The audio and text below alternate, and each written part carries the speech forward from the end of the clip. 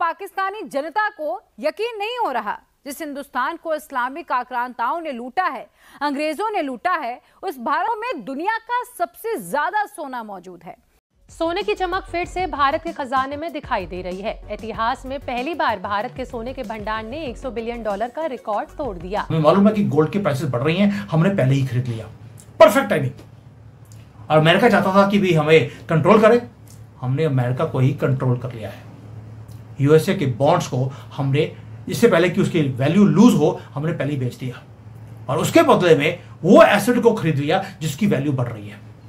इससे पहले कि वो बहुत ज्यादा बढ़ जाए, हमने पहले खरीदकर अपने रिजर्व्स को और इंक्रीज कर लिया है। इसी को बोलते हैं चाय वाले की फाइनेंशियल इंटेलिजेंस। तक जो रिजर्व बैंक ऑफ इंडिया है उसने 102 टन सोना जो है, ये क्या वजह है, क्यों इतना सोना आ रहा है वहां से? खैर, जिनके पास गोल्ड है नहीं वो क्या करें, उनके साथ क्या होगा? मतलब ये कि पाकिस्तान क्या करेगा अगर गोल्ड, वो तो IMF के पास है, तो गोल्ड कहाँ से आ गया? गोल्ड खान नो पैसा नहीं, पान नो कपड़ा नहीं, तो गोल्ड कितों पाना है उन्होंने। मतलब कहने का ये है कि वैसे गोल्ड वहां पे बड़े शौक से खवातीन पहनती है। जब जब मोदी जी के ऊपर थोड़ा सा प्रेशर आता है, वो प्रेशर को रिलीज कर देते हैं दूसरे के ऊपर प्रेशर डालने के लिए।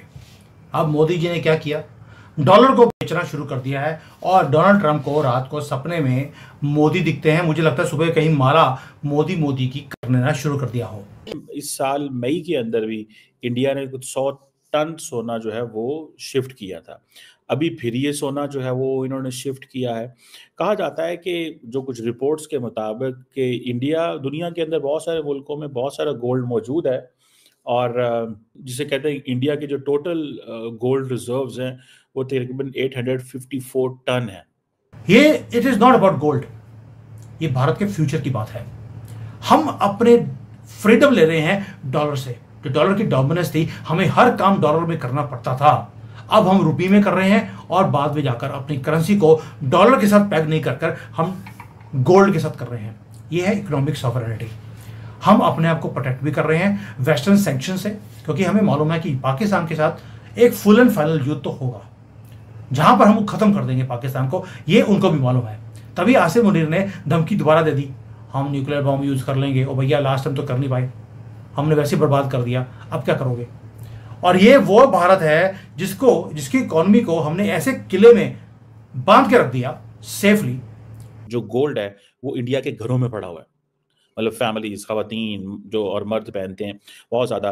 पाकिस्तान में मैंने कम मर्दों को गोल्ड पहने हुए देखा है, लेकिन इंडिया के अंदर मैंने बहुत मर्दों को भी गोल्ड पहने देखा है। अमूमन चेन्स पहनते हैं या रिंग्स पहनते हैं, मतलब एक ट्रेडिशन है, कल्चर है, वो पसंद करते हैं। सुनने में आ रहा है कि ये जो सोना है ये मुंबई एंड नागपुर में जो रिजर्व बैंक ऑफ इंडिया के जो लोकेशंस हैं जहाँ पे उनका इस तरह का सोना पड़ा होता है उन्होंने रखा हुआ है। और इंडिया ये सोना क्यों चाहता है, एक सवाल है।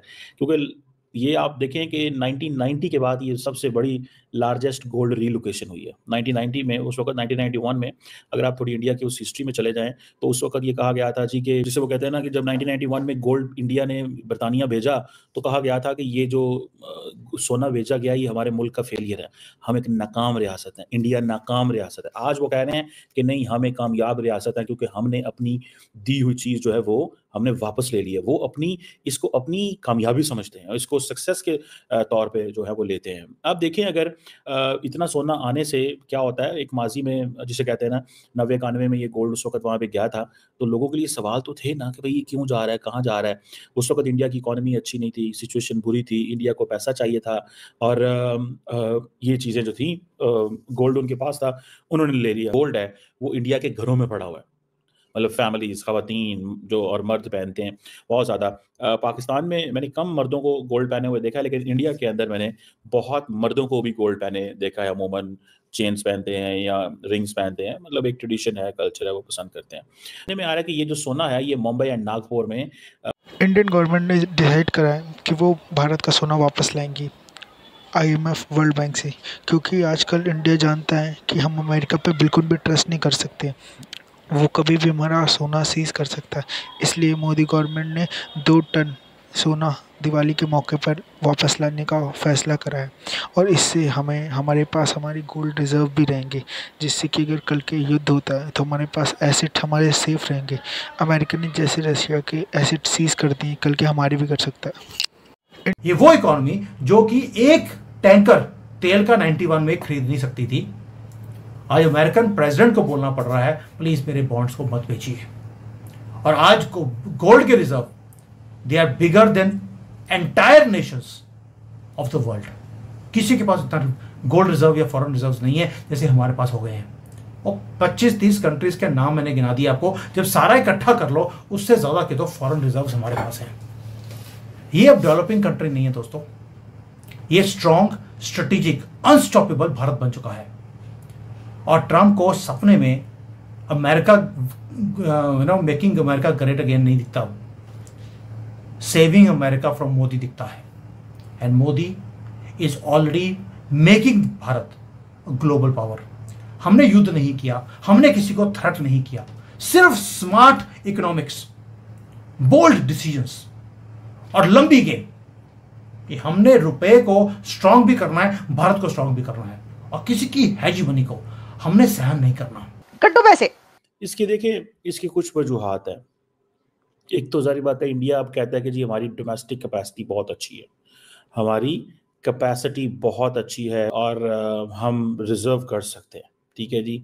दूसरा ये है कि वो कहते हैं कि हमने इससे ये लिक्विड करेंसी है ये होनी चाहिए हमारे पास, ये नेसेसरी है, क्योंकि इससे हमारी थोड़ी सी फ्यूचर में अगर हमें कुछ ऐसी होती है, कोई करेंसी डिवैल्यूएशन होती है, इन्फ्लेशन होती है, तो हमें चीज़ें करने में बहुत सारी आएगी, कोई फाइनेंशियल क्राइसिस आ जाता है तो ये गोल्ड पड़ा होना चाहिए। लेकिन सबसे बड़ी बात दैट इज जियोपॉलिटिक्स, ठीक है, क्योंकि हम स्टूडेंट्स हैं, geopolitics can be keep on studying and talking.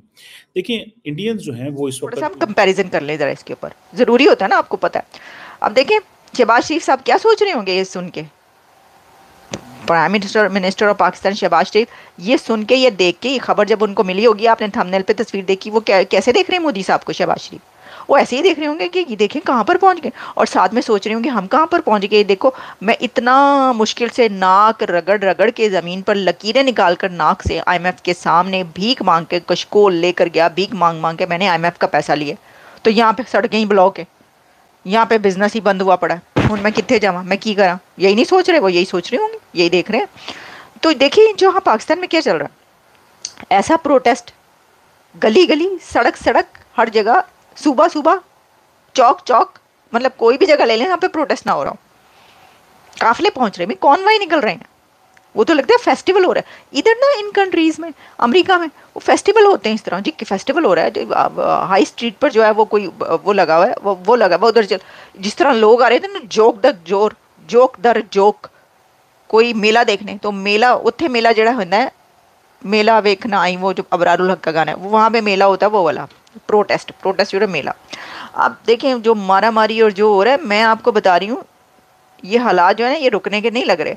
अच्छा साथ ही हुआ क्या वहाँ पर कि अब कुछ पॉलिटिकल पार्टीज पर भी वहाँ पर पाबंदी लगी है। नमस्कार रजन सिंह कह रहे हैं, नमस्कार जी सबको, बहुत बहुत शुभकामनाएं, तो वो जो भी कहते हैं, ठीक है, आपको शुभकामनाएं। ये जो आपने जो है यहाँ पे पहुंचे, आपकी इतनी बड़ी जो है वो छलांग है भाई।